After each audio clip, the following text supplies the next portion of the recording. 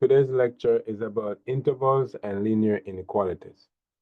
A linear inequality in one variable is any inequality that can be put in the form ax plus b less than c.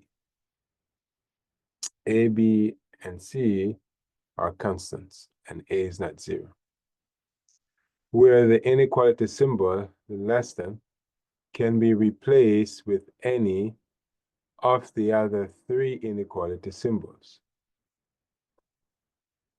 So for example, 3x minus 2 greater than or equal to 7 is a linear inequality.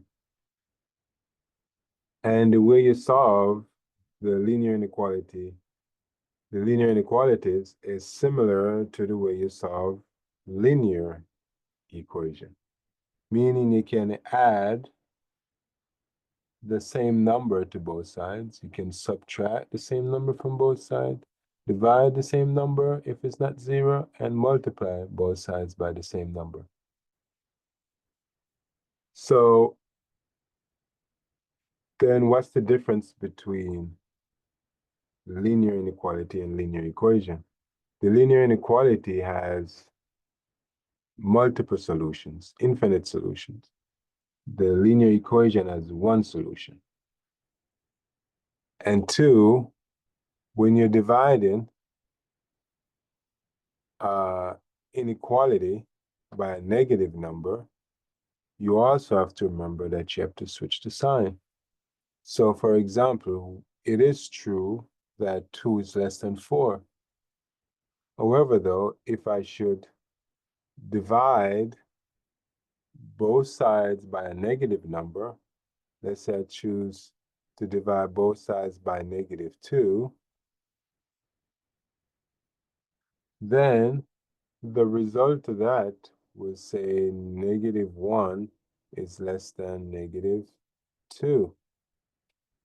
But on the number line, -1 is larger than -2. So that means -1 is larger than -2. So this part would be false.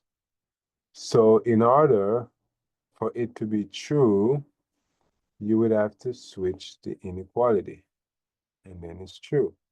So this is saying when you're solving a linear inequality equation, then you have to switch the sign, the inequality sign, if you divide by a negative number. It's the same thing if you multiply by a negative number. You also have to switch the symbol, the sign. So if you have 2 less than 4,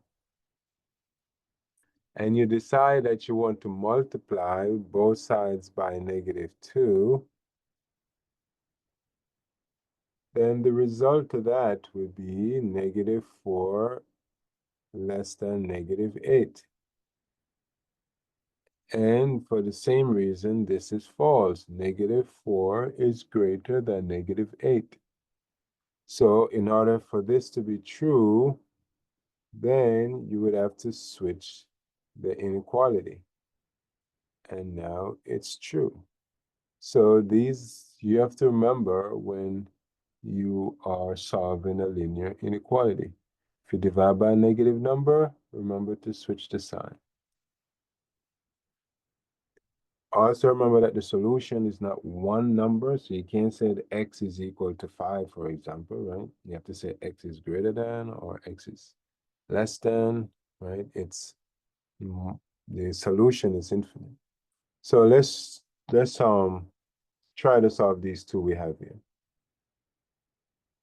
So the first one says 3x minus 2 is greater than 7. So we're going to add 2 to both sides because we approach it like a linear equation. So what you have is 3x is greater than or equal to 9.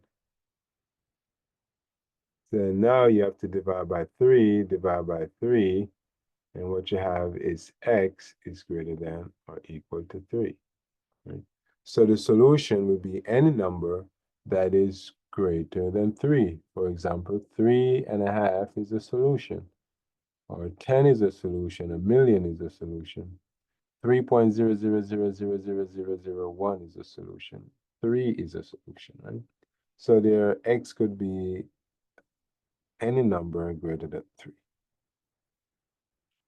Now, the second example, you have a parenthesis, so you have to distribute just the same way you would distribute if it was a linear equation. So the result then becomes 3x minus 12 is greater than 2x. So now I will subtract 3x from both sides.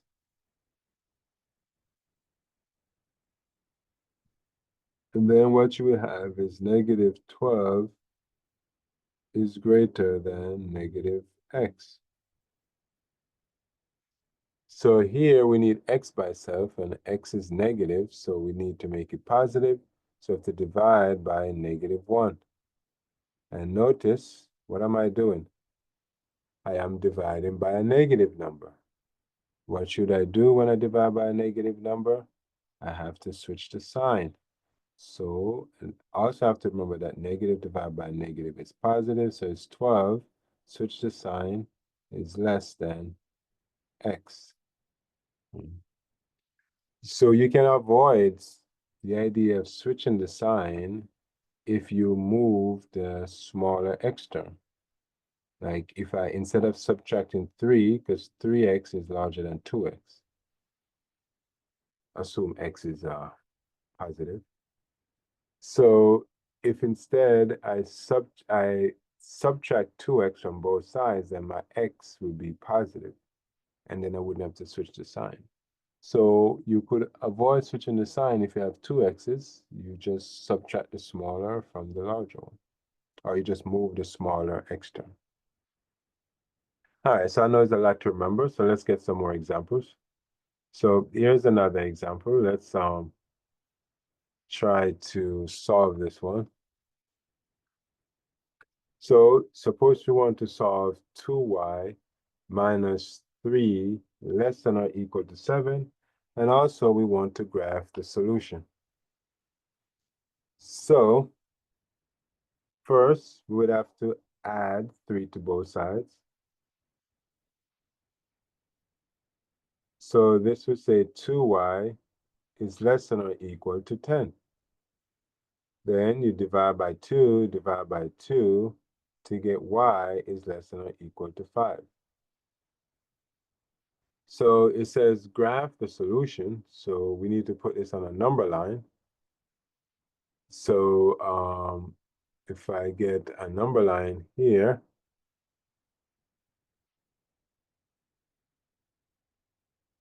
and on the number line, we have 0 in the middle, and 5 will be on the right of 0. And then y is less than 5. So the numbers that are less than 5 are on the left of 5.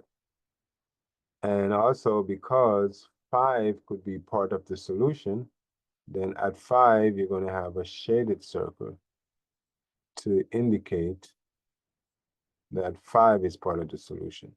If 5 was not a part of the solution, you'd have put an open circle. So you have to distinguish between open circle and shaded circle. It's shaded if this line is there, because that's the equal sign. And if that line is not there, then it would be open. So since it's there, we're going to keep it as open. And we just draw an arrow to indicate which direction the solution is at. So we draw arrow going in that direction, and that will say that's where the solution is. So that's the answer for this example. Now let's see another example. So this example says solve 3x plus 3 less than 2x minus 1. And we have to write the solution in interval notation. So first we have to solve it. So let's start by moving the smaller x term. So which one am I going to move?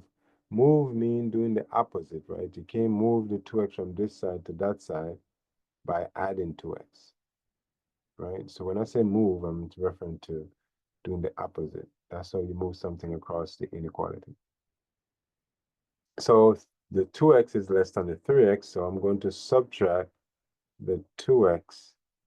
The reason I said move, because now it's no longer on the right side if I subtract. And I have to subtract it on the left side. So now what you have is x plus 3 is less than -1.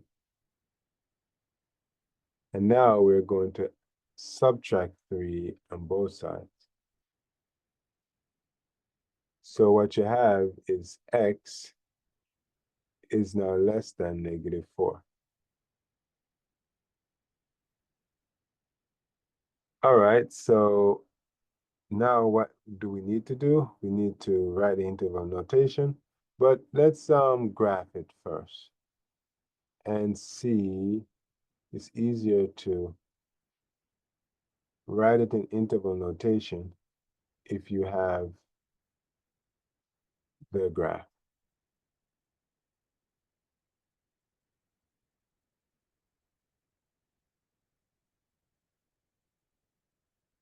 So 0 is in the middle and -4 is on the left of 0. So here we're going to have an open circle because the equal sign is not there, right? The line is not under the inequality. So that's strictly open. And the values of x is less than 4. So less than 4 is going to the left side. So that would be the graph. However, it's the interval you want us to write it as. So the interval notation use the brackets and the parentheses. So remember that on this side we have -infinity, and on this side we have +infinity.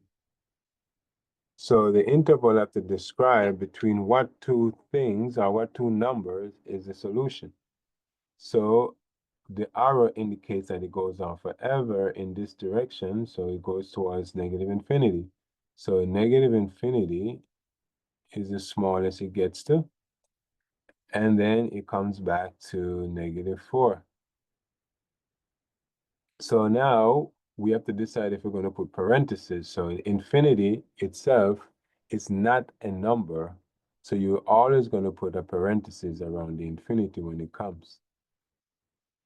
Now, because we have an open circle, or because the equal sign is not here, right?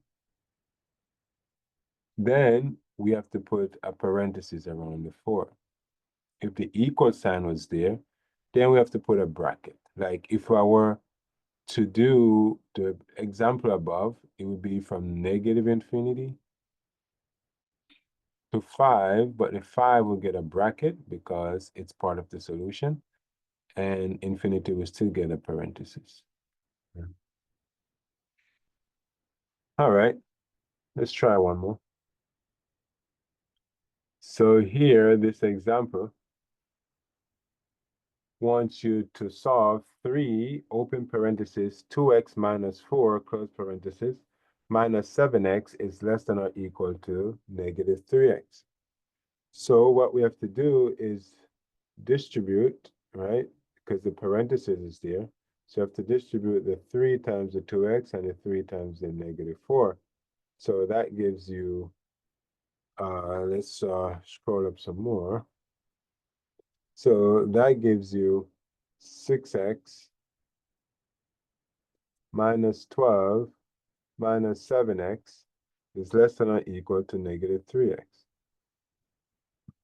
So now the 6x and the 7x are on the same side, so we can combine them to get -x.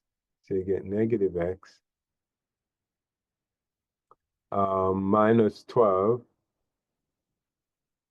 is less than or equal to negative 3x. So now what I need to do is to add x to both sides. And this would say negative 12 is less than or equal to negative 2x. Now I have to divide by negative 2 on both sides. And again, what am I doing? Dividing by what? A negative number. So you have to remember, to divide by a negative number, you have to switch the sign. So I'm dividing by negative 2, so the inequality will switch now from being less than to greater than. So 6 is greater than or equal to x. Now it says graph and write the solution in interval notation. So we have to do both. So let's graph it first.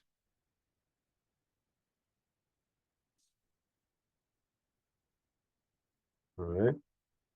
And so 0 is in the middle, and then 6 is on the right of 0, and 6 is going to get shaded again because the equal sign is there, right? This line determine if it's shaded or not. And it means that 6 is part of the solution. And x, if you read this from what is that, right to left, then x is less than 6, or you could rewrite this. This is mean x is less than, notice I keep the smaller part, this part, next to the x. X is less than 6, or 6 is greater than x. And so it's the same. 6 greater than x also means x is less than 6. So that means the solution is going towards the left, because x is less than 6. So that's the graph.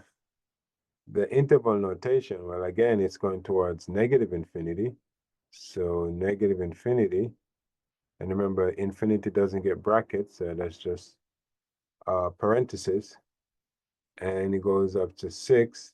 Now 6 has the equal sign or is shaded, right? Once it's shaded, then it gets a bracket. Right?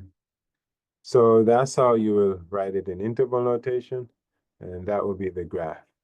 So here are some for you to try and check your solution with mine. If any discrepancy, you let me know in the comments. All right.